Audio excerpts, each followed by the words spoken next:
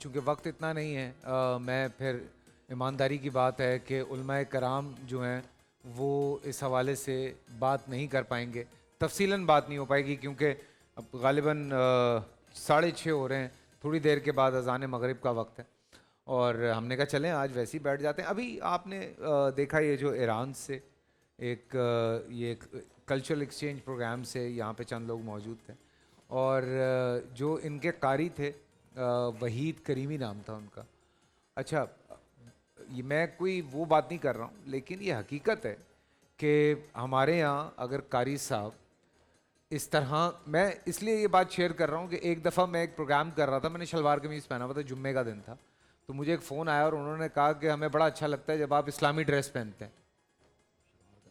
تو مجھے بڑی عجیب سی بات لگی، میں نے کہا شلوار قمیض کہاں سے، ڈریس ہوتا ہے، ڈریس کون سا اسلامی ہوتا ہے؟ تو اب اس قاری کو آپ اگر دیکھیں جو ایران سے آئے تھے، نہ کوئی داڑھی تھی ان کی، مجھ سے بھی ہلکی شیو تھی ان کی اور بڑا فٹ سا ایک لڑکا تھا۔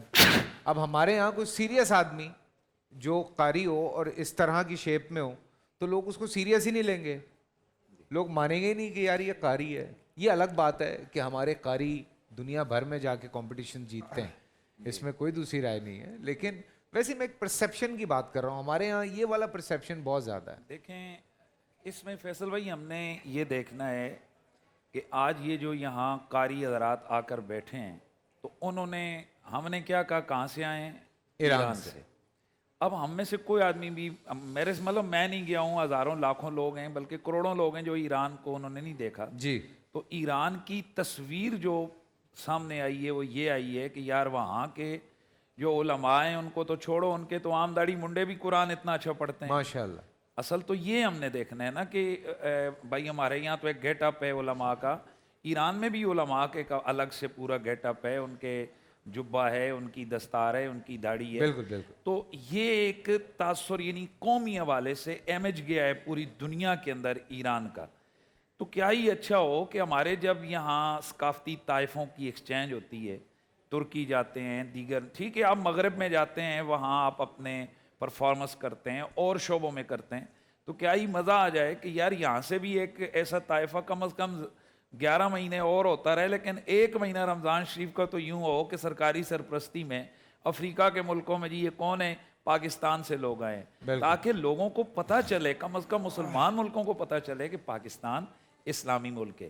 لباس کی جو آج تک آپ نے بات کی ہے، لباس کے حوالے سے بڑا واضح ہے، ایک ہے کہ جسم کا ڈھانپنا، جس لباس کے اندر سادگی ہو اور جسم صحیح طرح ڈھانپا جائے وہ سارا اسلامی لباس ہے۔ بالکل۔ اب اگر ہم یہاں یہ کہہ دیں جی کہ یہ جو ہم شلوار قمیض پہنتے ہیں یہ اسلامی ہیں، تو بھائی وہ جو کروڑوں لوگ ہیں جو جن کا لباس ہی پینٹ شرٹ ہے تو کیا ان کو کافر کہیں گے آپ؟ بالکل۔ تو چھوٹی چھوٹی چیزوں میں ہم نے اس قدر سختیاں رکھی ہوئی ہیں کہ جس سے لوگ ہمارے دین سے متنفر ہو رہے ہیں، اور اس کی مین وجہ یہ ہے کہ جو براڈ مائنڈ علماء یا براڈ مائنڈ لوگ ہیں ان کی آواز کو صحیح طرح سے عوام تک پہنچایا نہیں جاتا۔ تو اس حوالے سے ہمیں چاہیے کہ ہم سادہ لباس کا انتخاب کریں نماز وغیرہ پڑھتے ہوئے۔ باقی اب بھائی ہماری آج سکولوں کالجوں کا یونیفارم ہی یہ پینٹ شرٹ ہے، آرمی پولیس سب کا، اچھا یہ سارے کافر ہو گئے ہیں، یہ ساروں کا جناب وہ ہو گیا کیا، یعنی ہم کیا ان لوگوں کو پیغام دیں؟ سبحان بھائی بھی بات کرنا چاہ رہے ہیں، آج جنرلی بات ہو رہی ہے، کوئی ہم ویسے میں کوئی کنڈکٹ نہیں کر رہا ہوں، ہم ویسے ہی بیٹھ کے بات کر رہے ہیں۔ نحمدہ و نصلی علی رسولہ الکریم۔ دیکھیے جی پہلی بات تو جیسے یہ وفد آیا تھا اور جس طرح انہوں نے تلاوت کی اور اسماء الحسنہ پڑھے اور پھر نعت رسول مقبول صلی اللہ علیہ وسلم پڑھی اور پھر حضرت علی رضی اللہ عنہ کی شان میں جو قصیدہ انہوں نے پڑھا، تو مجھے جو سب سے زیادہ امپریسو بات لگی وہ ان کا ادب تھا۔ سبحان اللہ۔ یہ جس طرح کھڑے ہوئے نا، اور ہمارے ہاں ایک کلچر بن چکا ہے کہ جو نعت خان جتنی ایکٹنگ زیادہ کرتا ہے اور جتنا جو ہے نا وہ ہل جل زیادہ کرتا ہے، وہ لگتا ہی نہیں ہے کہ یہ نعت ہے، نعت کا ایک تقدس ہے، ایک اس کی روح ہے، تو وہ چیز ہمیں یہاں بہت کم نظر آتی ہے ہمارے معاشرے میں۔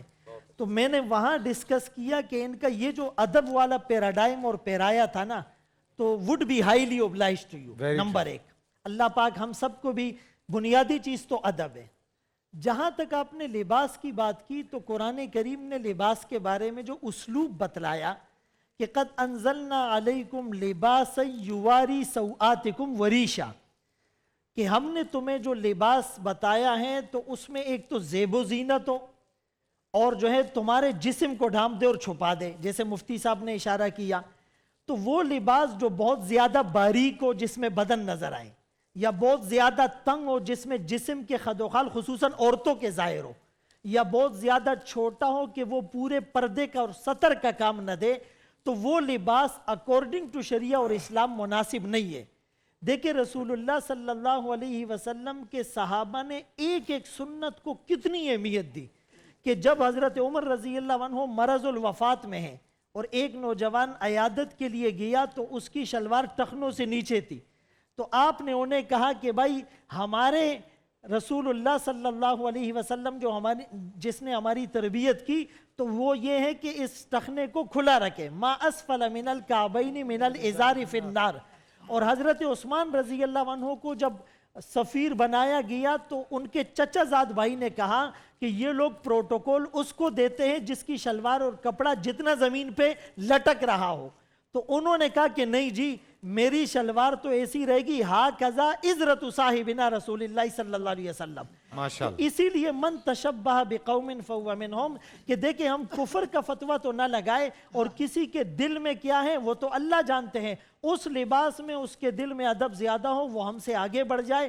ہم صوفیانہ لباس میں اپنے دل کے حسد کینے بغض کو نہ نکالیں، وہ خطرے کی بات ہے. لیکن کوشش یہ کرنی ہے کہ ہم نے آقا اور صحابہ کے لباس کے جو قریب ترین لباس ہمیں ملتا ہے وہ پہنیں گے تو اس پہ انشاءاللہ زیادہ اجر ملے گا. لیکن پورا سال انتظار تھا مجھے اس رمضان میں. 30 دن 6 ٹیمز 12 کنٹیسٹنٹس اور کیش کا پاؤں. اب گیم وہ ہوگا جسے آپ کا نہیں ہوگا. جس نے جو کرنا تھا کر لیا. لاکھوں عوام کو دینے کا ذمہ ان میں حصہ. شور گونجے گا ہر گلی نکڑ اور دکان. رمضان لیگ بنے گی آپ کی پہچان. نعرہ لگے گا تو پارا چڑھے گا. گیم شو ایسے چلے گا. رمضان لیگ روزانہ شام 7 بجے صرف بول انٹرٹینمنٹ پر. بول انٹرٹینمنٹ کے شوز دیکھنے کے لیے ہمارے چینل کو سبسکرائب کریں اور بیل آئیکن پر کلک کرنا نہ بھولیں.